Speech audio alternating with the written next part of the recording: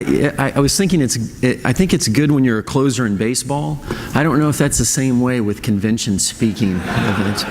Anyway, it is great to be here. And I was just in the elevator with a young lady, and we were noticing the video, and it said tonight there's a libertarian debate on Fox News, and I was like, wow, how interesting is that? And it reminded me of this obituary I've got to share with you. I know that didn't make any sense at all, but it will in a second. So this is a real obituary. Marianne Nolan died last month, and her obituary says, faced with the prospect of voting for either Donald Trump or Hillary Clinton, Marianne Nolan of Richmond chose instead to pass into the eternal love of God on Sunday, May 15, 2016. And I think, well, you know, I guess the future is bleak sometimes, isn't it? And that's a good segue into just this guy right here. So David is a guy that's at our mission right now. When David was a child, he was thrown into a ring to fight with other kids. And if he lost, his dope cook dad would beat him. And so it's no wonder that he ended up with an assault felony and in prison. And then now out of prison and homeless at our mission. You know, it's interesting, after getting to know David a little bit and seeing how intelligent and how gifted he really is, I believe that if David had been raised in my house with my parents and I had been raised in his, very possible he would be the one standing here today sharing with you about a guy named James with a felony on his record, right? Very possible. I don't think there's so much of a difference between us and them.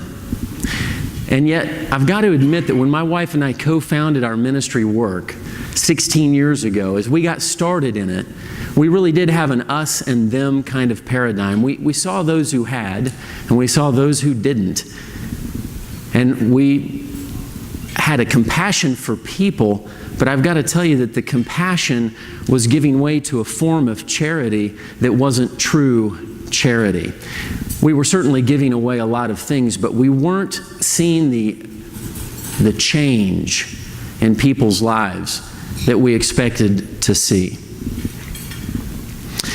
What we were learning along those first few years of ministry was what Robert Lupton would later coin in his book Toxic Charity as the 5 steps to dependency, and I want to share them with you today. If you give something to somebody once, they'll have an appreciation for that. If you give the same thing to them twice, they'll have an anticipation that you'll do it a third time. If you give it to them a third time, they'll have an expectation that you'll do it a fourth time. If you do it a fourth time, a person will feel entitled to it, even though they may not even understand why. And if you give the same thing a fifth time, they'll become dependent on you for it. Now, we knew that the risk for that was real within the 4 walls of our mission, but we also knew the risk was real in our whole community. Because we have a benevolent community that, just like yours, where people, individuals, and families go from place to place to place and step from step 1, 2, all the way to dependency in a community. We solved that problem. Nearly 10 years ago, I launched a software system in our city that connects churches, charities, and other benevolent organizations online real time. This work of our True Charity Initiative has connected more than 70 organizations now that are equipped with information on more than 60,000 individuals who have received service within our network.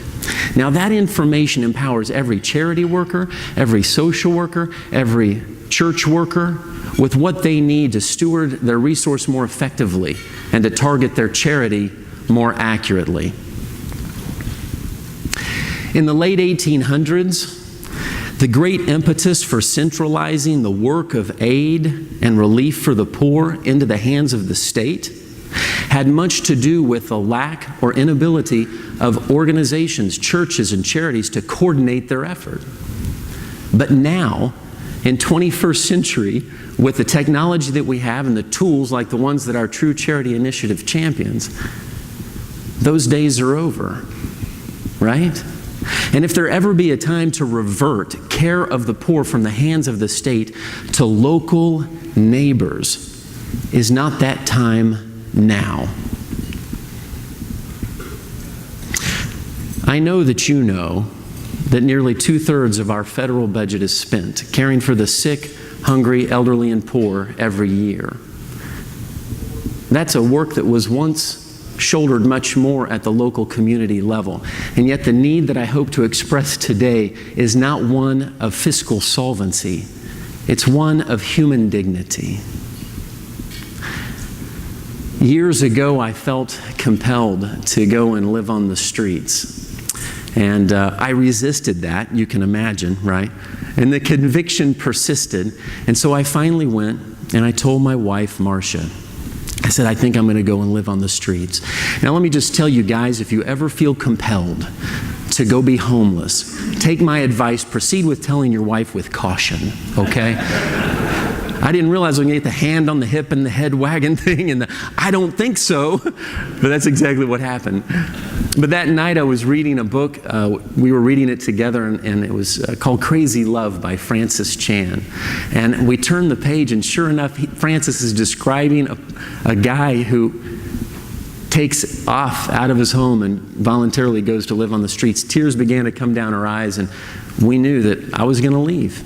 So the next morning I got up with nothing but the clothes on my back and I went out and I began to live with the homeless. Now you learn a lot of things when you do something like that. But there's one thing that was like a life changer for me. It was a life changer and really a ministry changer too. I knew a guy named Ralph. He's chronically homeless. And Ralph, on that particular evening I was with him on the streets, I hadn't eaten anything all day, and he had a brown bag with a sandwich in it. And the sandwich was cut in two. And he said, hey, James, you want half of my sandwich?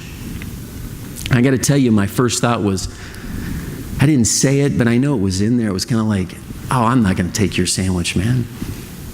You're the chronically homeless guy who needs the sandwich. I don't, right?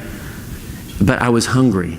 And so it ended up that Ralph and I broke bread together. And when we did, this minister facade thing kind of came crumbling down, and I realized I've just been esteeming Ralph as the ministry and me as the minister. Him as just the recipient of my benevolence. I had not really esteemed Ralph as someone who could bless me, who could help me, and in this case, even feed me. Human dignity. You see, it's all too prevalent in our charity work that we look first at a person's deficit, their dysfunction, their inability, before we first look at their capacity and their potential and their ability.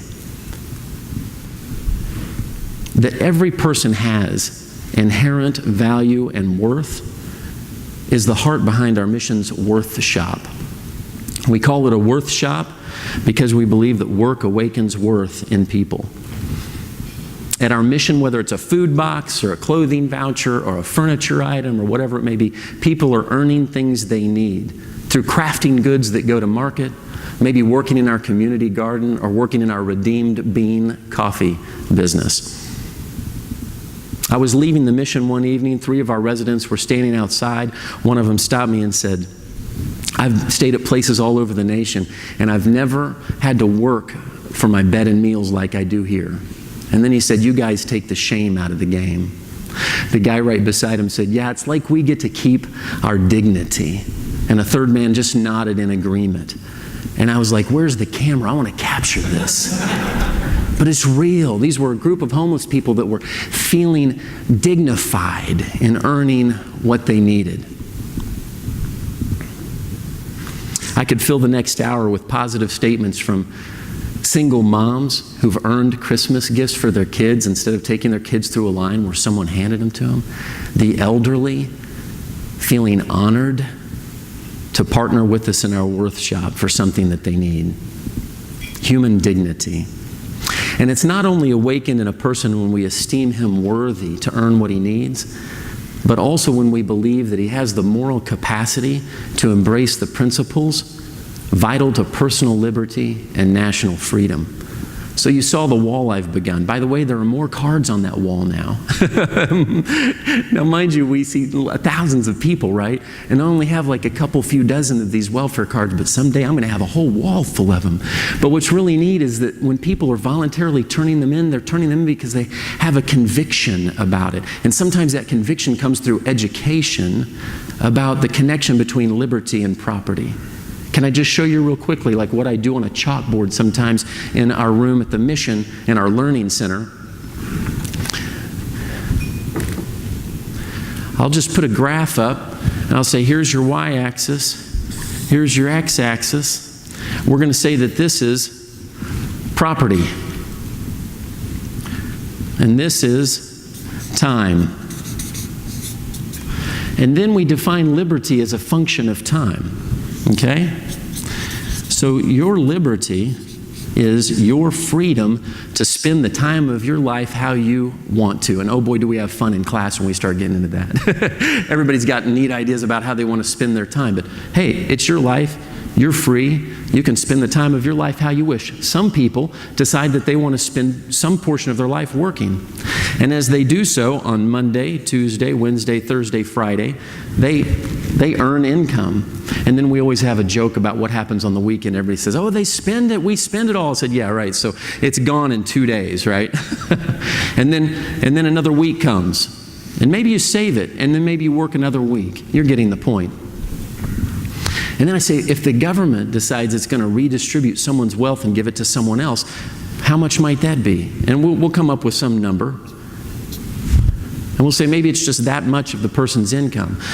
And then what we do is we draw the line out. And we say that much of that person's income equates to this much of that person's liberty. Now, just a simple little illustration, and I've watched lights go on and people literally come up and say, I had no idea. I didn't realize I was taking from somebody's liberty, the time of their life that they've spent working. And they've turned in their food stamp card. That truth can result in that kind of conviction to take a path towards self-reliance and one away from government dependency. And at our mission, we're not just teaching the poor and the homeless. We host regular educational events and lunch and learns, equipping church and charity leaders as well as social workers to put into practice principles of true charity. That wealth creation is the way out of poverty. That if we're going to enter into solidarity with the poor, we have to enter into real exchange with the poor. That one-way handouts simply devalue a person and distracts them from their God-given purpose in life. And that an investigative, relational approach born out of real compassion is the only way anyone's charity will be true. We also educate our community through PSAs that are aired on 5 different radio stations in our city. And so I've brought a couple for you. So I want you to listen to one. And this is the most recent one that we've done, and it's on the importance of work. So Chris, could you play the first one? I was recently contacted by a reporter about new work requirements for food stamps. In the late 1800s, much of America realized the detriment of indiscriminate aid, and in response, charity leaders organized themselves to not only eliminate duplicate distribution, they promoted a more rigorous investigation to determine those who were deserving of relief. Work tests were commonly used to make this distinction. Is it unreasonable to require work of those in need? I remember when a man who was missing 6 of his fingers came in our mission needing food. I asked him to help fold papers and stuff envelopes. He was a great help, and we got to know each other as he worked for his food basket that day. It would have been easy to consider this man disabled, simply give him a food box and feel sorry for him as he left. But work is integral to dignity and human flourishing. Please make sure your charity supports it. This is James Whitford from Watered Gardens Gospel Rescue Mission for the True Charity Initiative. www.truecharity.us. So I want to play one more for you. So we have a lot of those that air throughout our community. Great ways to just pervasively educate your community and start to rethink some aspects about charity. But this other one just happens to be just awarded the first place prize of the all radio PSAs in the state of Missouri. So I couldn't help but play this one too. It's about Jocelyn's story. For us, one of the greatest things at the mission is to see someone rise from poverty and dependency to self-reliance and self-sufficiency. This is Jocelyn's story. I've been a meth addict. I've lived the homeless life in a cardboard box. I've been on government assistance up until where I've been self-supporting and taking care of my own needs. And it was really a scary decision for me because I've depended on that my whole life. I just didn't know how to be a productive member of society. Being on food stamps, it's like a vicious cycle. You never are able to grow. Since I've been off food stamps, I've been able to grow. I've had to learn how to budget in purchasing my needs instead of my wants. I started going to Missouri Southern. I graduated with a bachelor's in sociology, and then I entered my master's program. And I currently have a CADC credential for drug and alcohol abuse counseling, so I can help others and show them that there is hope in a new way of life, too. Watered Gardens Rescue Mission, www.wateredgardens.org. I walked into the mission, it wasn't that long ago, a guy named Mike is there, and he said, "Hey, I saw you on TV." And it was one of the TV PSAs that we do, and he said, "You were on there citing research about how the working poor are happier than the welfare poor." So I went and got a job. I said, "That's so great." Now, Mike probably has like a third grade education, and you'd pick up on that as soon as you meet him. And yet here he was just beaming, giving me a high five. And I said, "What are you doing?" He said, "I'm holding a sign for a furniture company and I'm making money." I said, "That's so great." I said, "What are you doing here today?" He said, because he's not homeless. I said, "What are you doing here today?" He said, I came in, I didn't want to use my food stamp card. I wanted to come in and earn a food box from your mission today. Human dignity. It's just beautiful. Today, our mission fills more than 600 volunteer shifts every month, resulting in more than 45,000 meals served and 20,000 basic needs met. Along with our Worth Shop, we've developed a work-ready clinic, a learning center for computer literacy, a tool that assists case managers in developing measurable, objective goals, and we do it all through local private funding. Great work is happening, and yet the impact that we're having is only a fraction of the potential. Now here's where I'd like to ask you for help. But the help that I seek is not that for which I think legislators are often and so vigorously pressed. The dollar. I remember when a young Haitian boy came up to me and he had his hand out, and that's the word that he knew. It was the one English word he knew, dollar. And of course I'm thinking, you're talking to the wrong guy, buddy.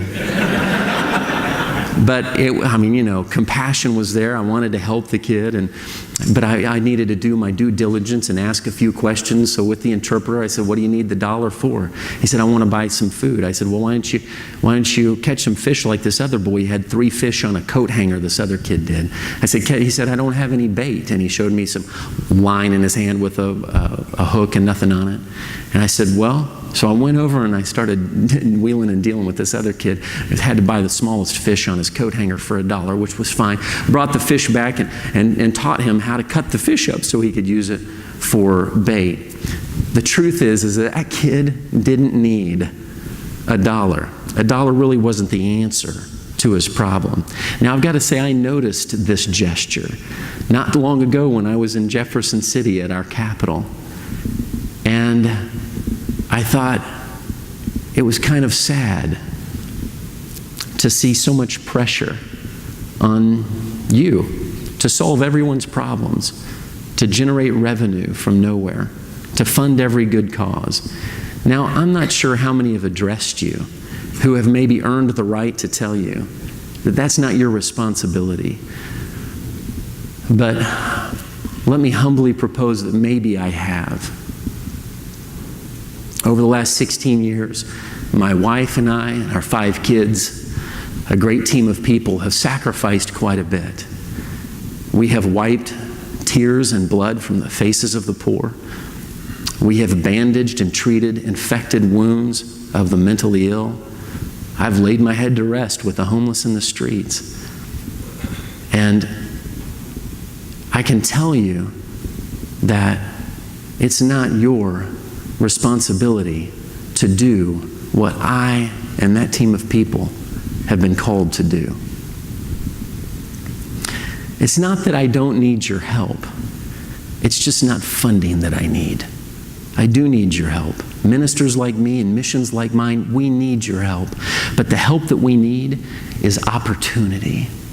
We need greater opportunity. Folks, hear me when I say this. Not a week goes by that my opportunity to positively impact a life is not being adversely affected by government funding. One young man was living with his mother until he was advised by a government-funded agency to leave her house and come and live at our mission so he would be qualified as homeless and could get into HUD's rapid rehousing. That's happened at least a handful of times that I know of. It's once every other week probably that I hear some conversation about someone who can't work for anything but cash under the table because his disability attorney has told him that if he got a real job, it would hurt his case for early SSI. We had a focus group of homeless people years ago just wanting to understand more about welfare and began to ask some questions. And they all ended up saying, we're on food stamps, but it's right, we don't really need to be. We know that. We said, well, why don't you give them up? And even as we discussed incentivizing them to give them up, they all said no. We asked why. They said, because we're afraid that if we give them up, we'll never be able to get back on them again. My mission and others in our charity network and missions in your city are endeavoring to provide relational, accountable, challenge model ministry, but are very much undermined by a variety of welfare programs that represent low-hanging fruit, the seeds of which give rise to dependency and despondency. We've worked hard to connect our city in unique ways. We've pervasively educated our community in methods and techniques of how to really help the poor. Our network of churches and charities is robust and I believe has tremendous untapped capacity. For communities like mine that are in your state, who have readied themselves as we have, show us greater opportunity. Opportunity to be the first and primary response to our neighbors in need. Thomas Jefferson said, the further the departure from direct and constant control by the citizens, the less has the government the ingredient of republicanism. Pope Benedict emphasized this importance as he discussed subsidiarity in his encyclical Caritas in Veritate, or Charity and Truth. He wrote, subsidiarity fosters freedom and participation through assumption of responsibility. It respects personal dignity by recognizing in the person a subject who is always capable of giving something to others. By considering reciprocity as the heart of what it is to be a human being, subsidiarity is the most effective antidote against any form of all-encompassing welfare state. It's only within the framework of this principle, subsidiarity, that communities can exercise true charity, ennobling and empowering the poor and restoring dignity to their fellow man. David's now entering month 4 of our Work Ready program, and he is one whose dignity is being restored. It's beautiful to see the transformation that's happening in him. To conclude, let me encourage you to consider that the best way to foster opportunity in communities throughout your state may be to think not of funding those things you think will work, but simply stop funding those things that don't. Work with the FGA and other organizations like it. Oh, wait a second. There aren't any other organizations like this. Just work with the FGA to craft intelligent policy that will empower local communities and missions like mine to care for our neighbors. And then envision with me a future in which communities get connected and educated to then lead and inspire other communities and states and a nation in a movement of carefully and conscientiously but deliberately replacing state-funded programs with local, compassionate, and effective true charity. Thank you.